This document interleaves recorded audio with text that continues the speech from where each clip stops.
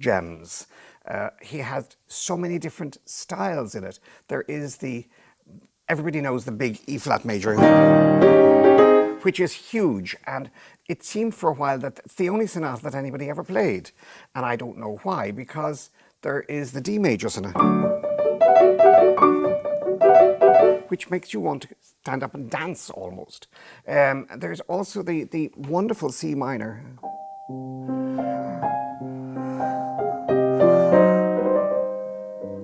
or the glorious A flat major.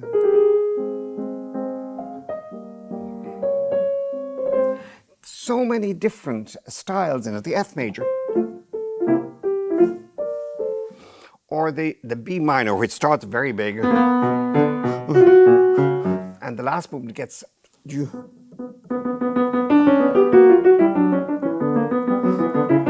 almost as though he's giggling. So many different colors and styles and atmospheres in the Haydn sonatas. And remember, it's not just the sonatas. I mean, everybody knows the symphonies, of course, and the string quartets. People don't always realize that he wrote very good operas too. I remember seeing Il Mondo nella Luna a few years ago at the Wexford Festival, well, many years ago, and thinking it was one of the funniest operas I'd ever seen in my life, and I never thought of Haydn as an opera composer. So therefore, don't underestimate Haydn, and I'm going to try and show you why I think the C major sonata is so very, very special, because it is something that has so many different moods in it. I heard it first when I was a juror in the Leeds piano competition about in the 90s, and an English pianist, Leon Macaulay, played it, and I just remember wanting to burst out laughing because there was such fantastic good humor in it. Starts off like this.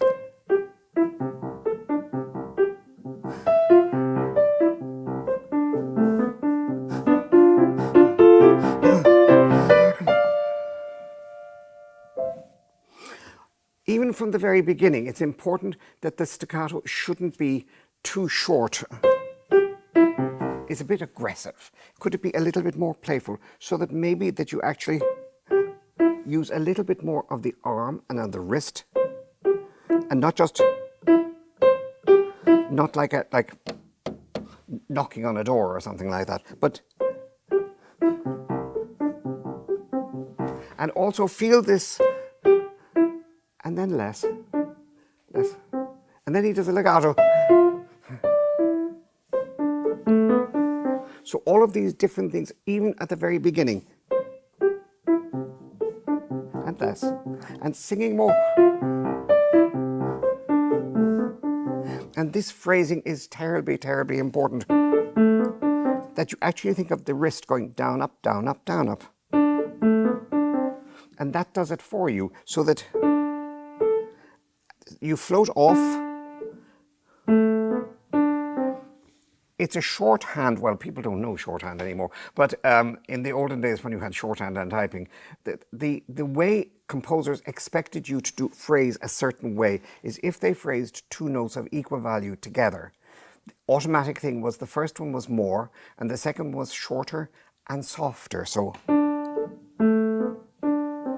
So when they wrote this phrasing, they expected it to be that way. So, and then staccato, and then two notes of equal value phrased together, and then again, and again, and again. Think, if when you're playing this piece, that you actually think of, what is he trying to get at? So therefore, can you think of saying, oh really? You're kidding. Really? My God!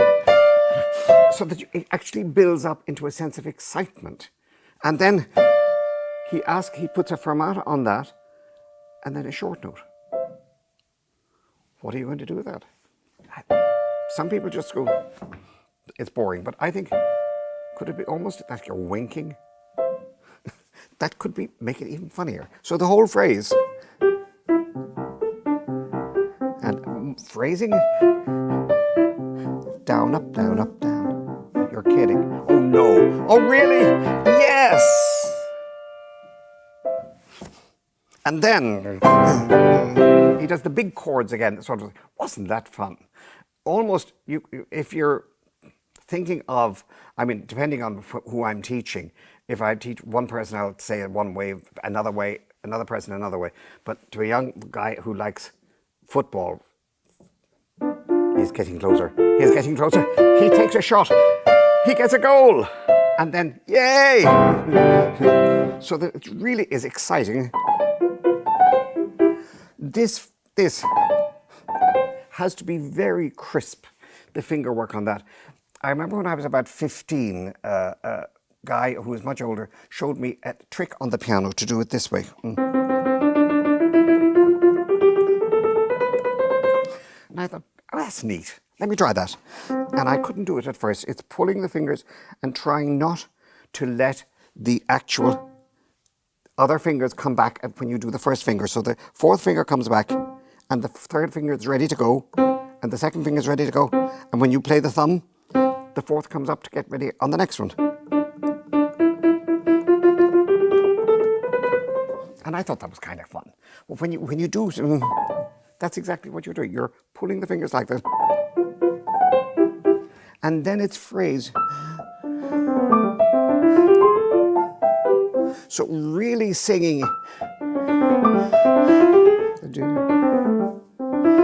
So this one comes down, this goes up.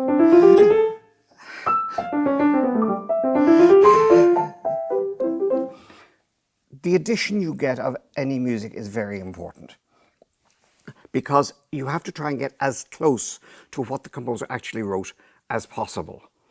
In the late 19th century and early 20th century, there were all of these people who actually gave editions of the music in which they said, this is what I feel it should be. And that's fine, that's interesting. If you read the Schnabel edition of the Beethoven, it's fascinating. The fact that he apologized for the edition later on in his life because people were doing exactly what he said without actually realizing why he said it is quite something you have to realize. So therefore, we look for urtext editions. And in Haydn, there are two basic ones. There's the Henley edition and there's the Wiener Urtextausgabe, the Vienna edition, which is Robbins Landon edited. So it's interesting to look at these editions because they have different notes in it, different phrases, and different ties in it even, so that sometimes you actually are asked to play a note again and sometimes not. I wish we could actually go back to actually having what Haydn wrote himself, so we could have actually facsimiles of what he wrote, so you could make up your own mind, as it were, about what was going on. In the Beethoven sonatas, it's very good because we have the Alfred edition, which Stuart Gordon has edited, in which he goes into the detail about all of the various urtexts. Urtext means original text. Now, if there's only one original text, why is it I have three different Henley editions that are all from the 90s and the 80s and the 70s, all with different notes in them? So how is how original is that? So we have to actually decide for yourself. You look at everything, you go into what he actually writes according to the very best edition you can get, and then you do that phrasing. So therefore, sometimes people put a legato over the whole thing. I think the phrasing that's in this, I'm using the Henley edition, it makes it more lively.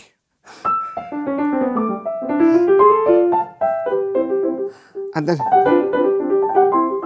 when you do this, you've got to think of, why does one go down and why does one go up? What was Haydn thinking of? It's, are you okay? Yeah, I'm fine. Are you sure? Yeah, I'm fine. I don't think so. You're looking very peaky. I'm worried about you. So that, or else you can think of, let's go out for fun. No, I'm tired. Oh, come on. No. So try and get these cups. We could go out. We can get an ice cream. We can get something else. And build up the excitement all the way through.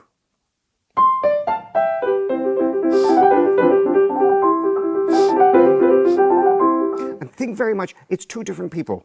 This is, I don't know, a guy saying to a girl, come on out. And she says, I don't know. I'm not going to say it should be slower. It should be a different sort of mood.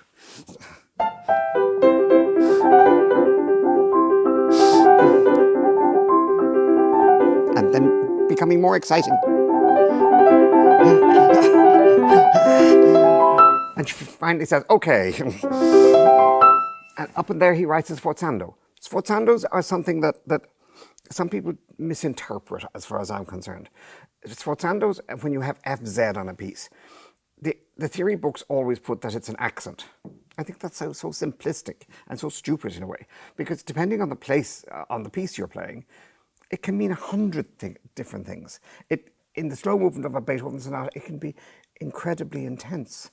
In the last movement in the first movement of Opus 111, the last sonata of Beethoven, it can be enormous.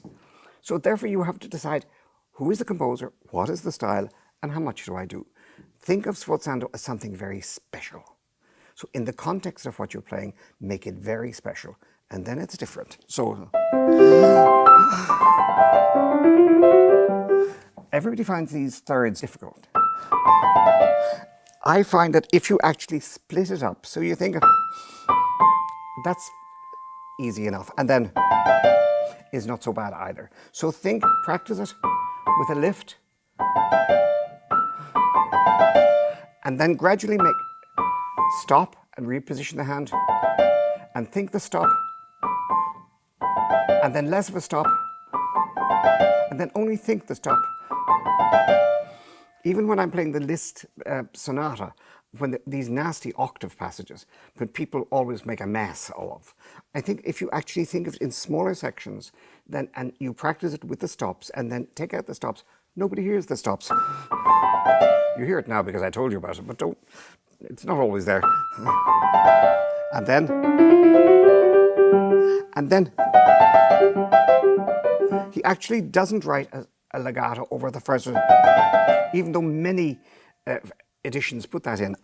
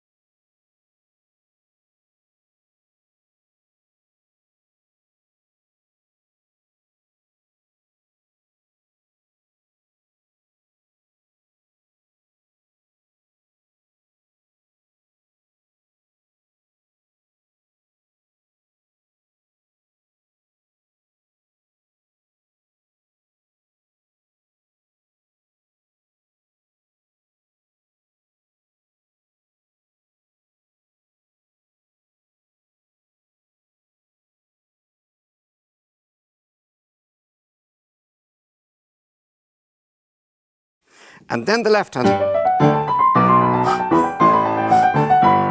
Not too loud. Remember, this is Haydn. We don't want to make it sound like Bartok.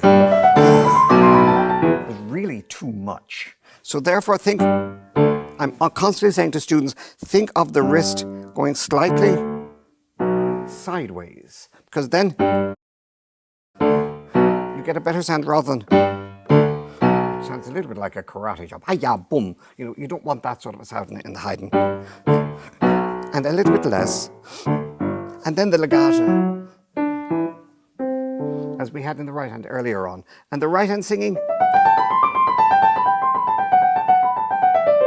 And then it goes, and then it goes.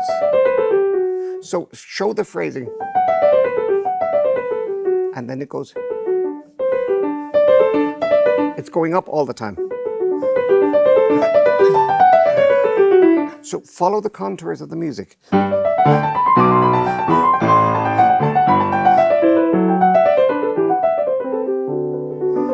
building up. And make sure that that G lasts to the F sharp.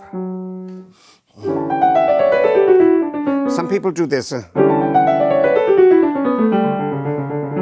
they don't join the F sharp. Make sure that the G joins to the F sharp.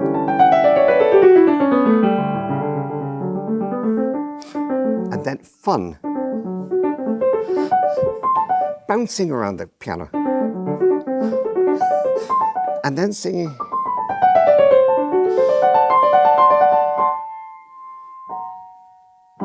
And that at the end, I think, is one of the again, a Haydn joke. So that if you're thinking, he should be, but the A sharp makes it completely different. And then you have in G major, and then staccato. I like the left hand here to be showing that there are two lines. So do that staccato and hold it on, and above that you have this wonderful line in the right hand.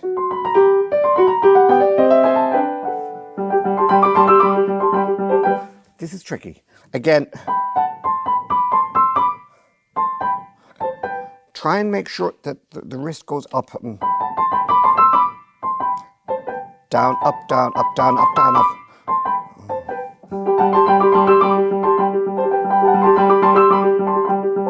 It comes 3 times. Do it a little bit the first time. A little more. And even more. And then it sings with pedal.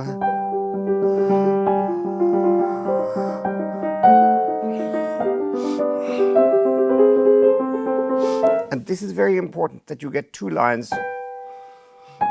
Some editions tie that B. Some people ask you to play it again, so it's up to you. Which one do you prefer? I prefer tying it. And then not so loud on the C, because if you separate the 2 lines by an octave, you hear them more clearly.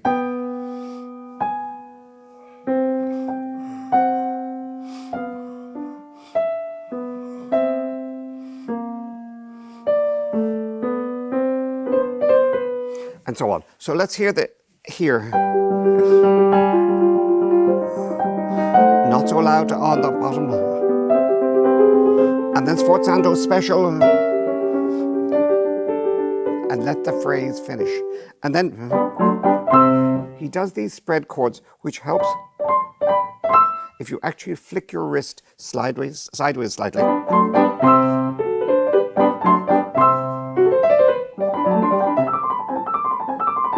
And here again, we have the finger work that I talked about. Same thing, that you actually pull. And so on, so that you feel the fingers really working like that, not just going straight down, but flicking a little bit.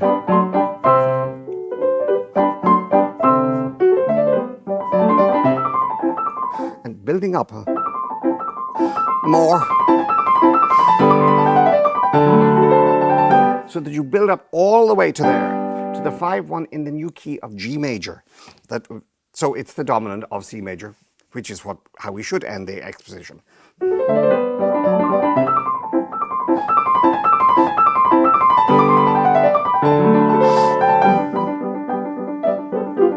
And this is pure fun. If you could feel the wrist again, da-dum, ba-dum, ba-dum, bum, da-dum, da-dum, da-dum, da. And then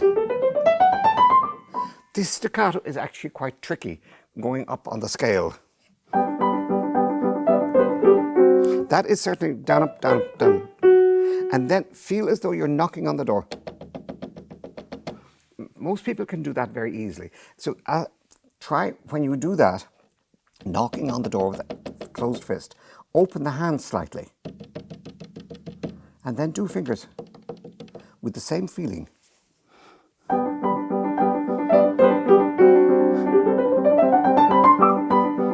And then it's just literally knocking on the door.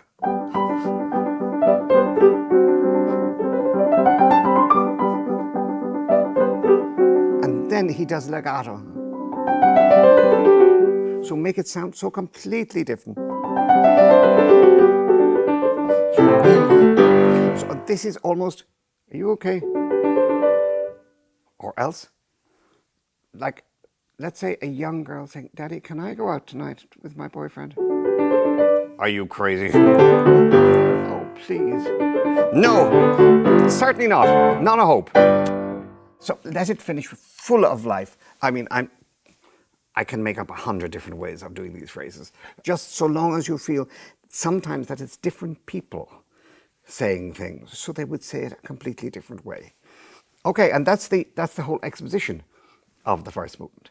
And then the exposition being, of course, in a sonata form, as usual, the first subject, a link passage, the second subject, and then it ends in the new key, which is G major. So now, he's supposed to start in G major. He doesn't, of course. Haydn likes breaking the rules. Every composer likes breaking the rules. So he starts in G minor. Make a little bit more of the B flat at the end. And then A major, D minor,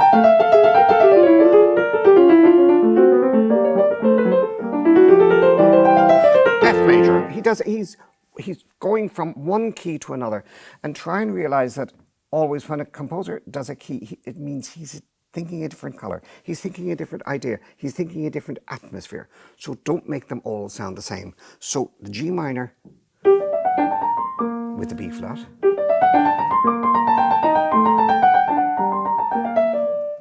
A major, what do you think? A little bit more cheerful. And then D minor, more expressive.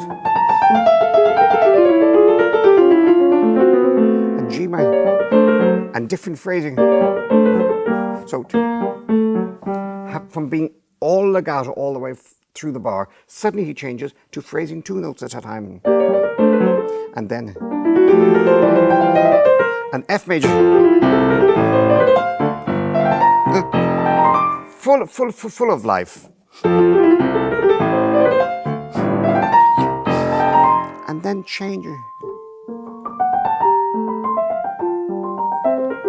So back into F major, but a completely different sort of color.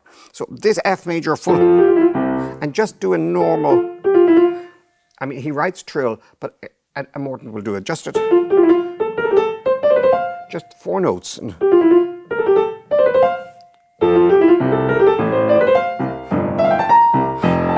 And then sing.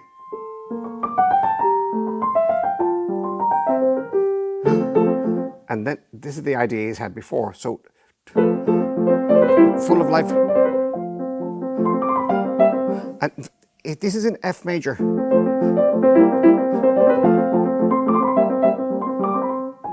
And then it changes to F minor. Completely different color. Answer. And then he writes fortissimo. Now, on Haydn's piano at the time, if you tried to do fortissimo the way you would in Bartók or Shostakovich or Rachmaninoff or something like that, probably the legs would fall off, the keys would break. I mean, if you did that amount of weight, and the whole thing, you would end up rubble on the floor. So therefore think, always, it's like when you're looking at fortissimo in Chopin, by all accounts, anybody who heard him playing said he never played louder than mezzo forte. So therefore, when you see F in the D flat major nocturne, for example, you can't play it. I mean, this is.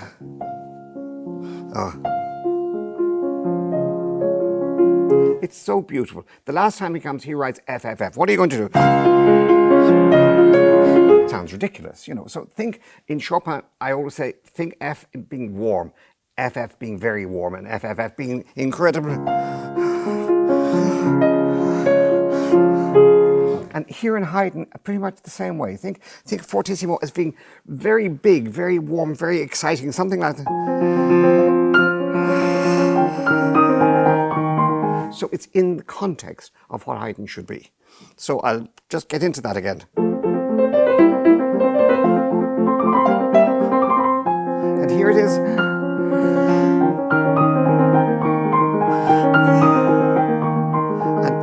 come down.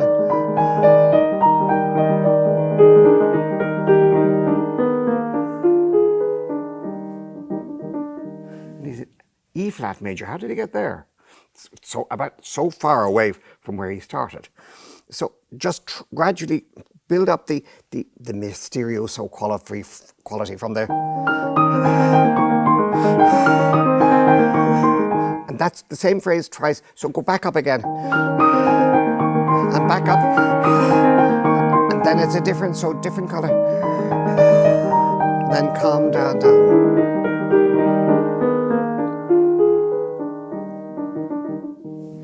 And then he has an extraordinary moment because he asks you to open the pedal, put down the pedal and leave it down. He suddenly becomes Debussy.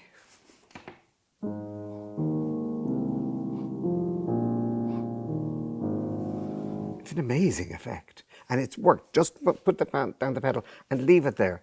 In a practice room, sometimes this can sound very muddy and you think that doesn't work. But actually in a big stage and a big hall, it does.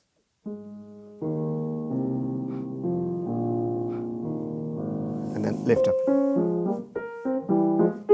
And that's a long note. That's a long note. That's not. So, and then he writes sforzando in the left hand on each chord. And then he stops writing it.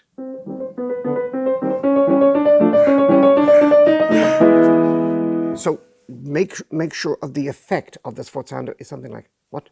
No. Gosh, you crazy? You know, that sort of idea. And then it's fine. I'm building up. And building up. Where is he going? Is the dominant E minor now? This extraordinary harmonies. He's going all over the place. E major. Some people do that legato. It works. Really, it's up to you. I never feel that there's only one way of playing anything. There are 100 different ways of playing anything. You can actually go and listen to 100 different pianists playing the same piece, and they all sound good, if they're all good pianists. And they all have different things to say, and that's why it's fascinating. Live performances are always good. So, I prefer the staccato.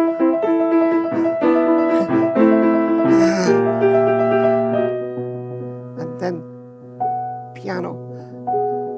And really, when you're trying to get the left hand very quiet, make sure the hand is strong and that you almost like you're rattling a door handle slightly, just like that, but very gently. And if possible, don't let the key up the whole way. So it's only coming up a little bit. If it comes up the whole way and has to go back down again, it's going to make too much noise. So therefore keep it very subdued. And very beautiful.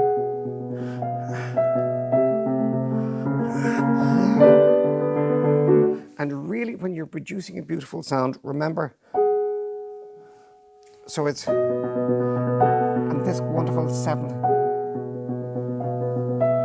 Think very much, what's happening to your arm?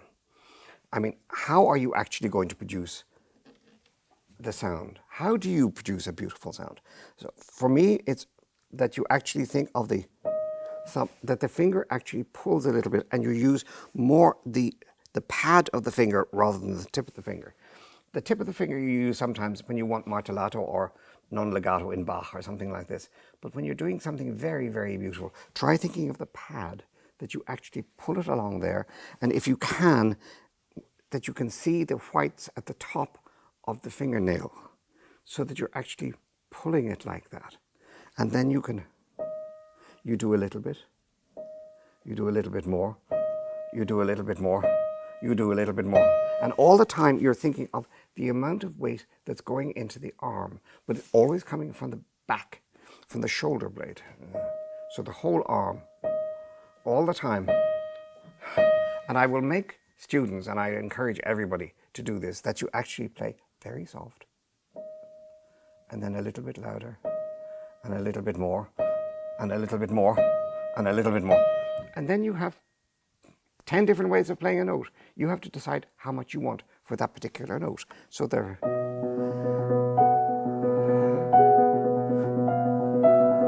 So every pianist needs to get to know their body very well. What exactly, how do you produce a particular sound? I remember when I was a kid, my teacher in Dublin said to me once, when you produce a good sound, go back and do it again. And if you go back and do it again, and you could do the same thing a second time, then you go back and do it again. And if you could do it the third time, then it means you could do it every time. You just have to remember, and you say to yourself, oh, okay, that's exactly what I wanted. So I have to remember, he was joking. He said it's a mixture of muscle number 35 and 77, and not number 25 and 21, because 70, that gets fat, and you don't want that sound. So you have to remember, it's that feeling in the arm all the time, the sound, and that you listen for the sound. Your ears are your most important attribute, so that to actually think about, is that what I want? How am I going to do it? And you're ready for it.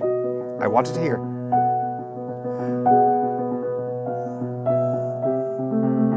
And fortissimo, very warm.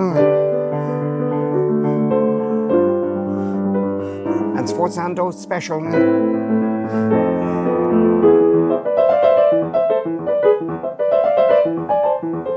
Again, these double thirds. Practice it. And then join them a little bit.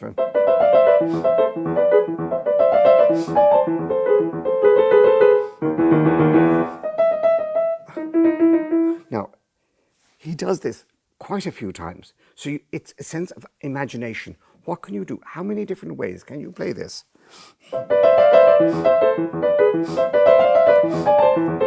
Here's the first one. And then he does it down here. And then he does it up here. And then he does it here. And then he does it again. And then he does it again. This time, the last time, marking it pianissimo. So, do you have a sense of humor? Do you have a sense of imagination? How many ways can you do this? How many phrases can you actually put onto this? Like, I'm bored. I'm happy. I'm excited. Find 20 different ways, and means every time you go on stage, you can play it a different way. And you're not bored when you're your own performance. But it means that nobody knows what you're going to come out with next. You're not always sure yourself.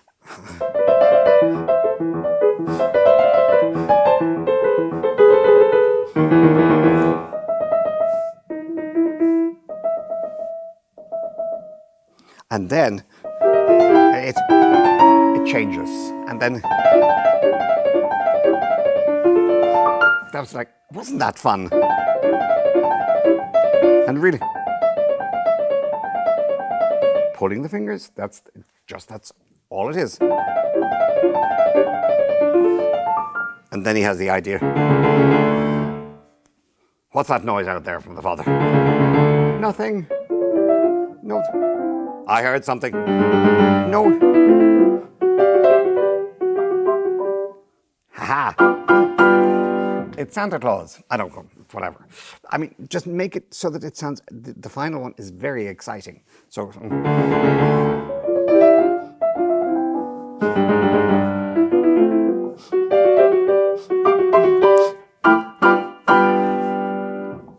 And then, back to the recapitulation. This time he asks, the first time it was staccatos. This time, legato. Vive la différence, as they say in France.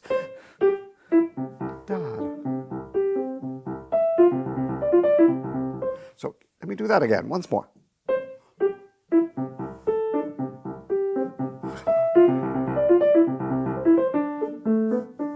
Building up. And again, the wink. And fun. Here, some people actually rearrange a little bit. You could take that C in the right hand, if it makes life easier. That's not so bad. This is People find that difficult, but if you take it in the right hand, it can be much easier. It's a thought.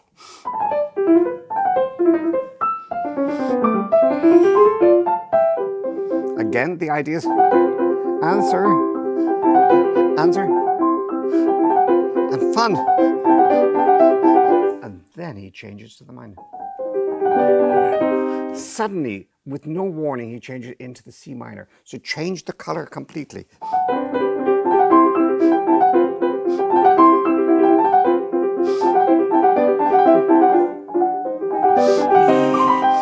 And sing.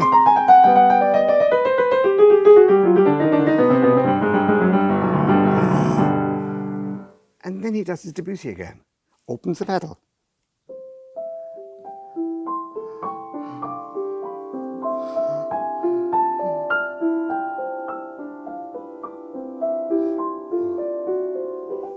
It's a wonderful effect. Beethoven never did it, except he did it in some places later on, that he asked the pedal to be held down much longer. Now, on a Haydn piano, on a Beethoven piano, the sounds would have disappeared more quickly than they do on the modern piano. But still, I think this sound effect is wonderful. So I would encourage everybody, always keep the pedal down. It's very special.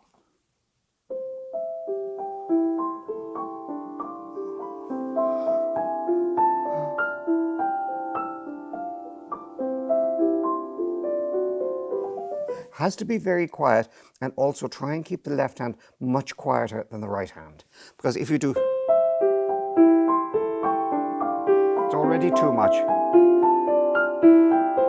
So keep it way down, and the right hand singing a little bit more, left hand maybe PPP.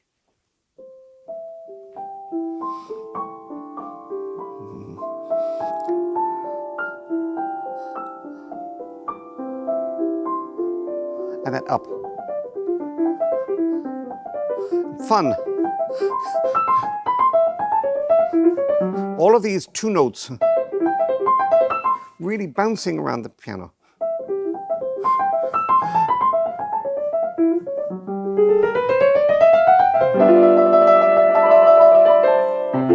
This is very difficult when this turn. Take time. Take a little bit of time. Don't feel as though you have to dive down to get it. Otherwise, it just doesn't sound good. If you do this, it sounds like a hiccup. So give yourself a little bit more time.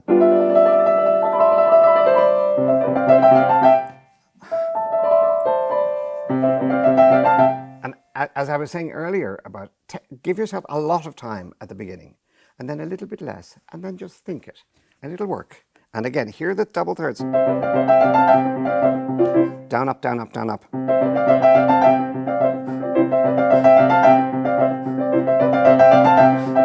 And changes. Color. Top line.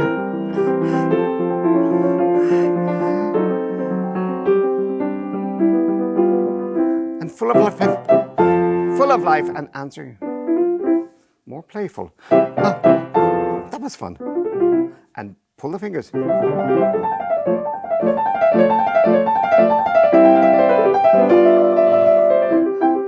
And sing. I love that phrase.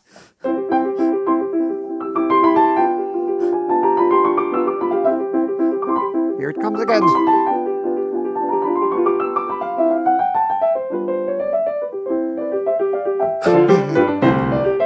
Full of life. And don't be afraid to really loose wrist, but also going to the top. Remember always, I keep on saying to students, pinch me there, and they pinch me there. And it's a very flabby part of the hand. And then I tighten the muscle and I get pinch me there again. And suddenly it's strong. And that's the muscle that you have to actually use. Helps the fifth finger. If you look at the hands, the fifth finger is going to be the smallest, and often it has the melody on top. So you have to actually exercise that muscle quite a lot. Don't make it a karate chop, of course, but at the same time, really make it strong. So it works out at the end. And that's the first movement.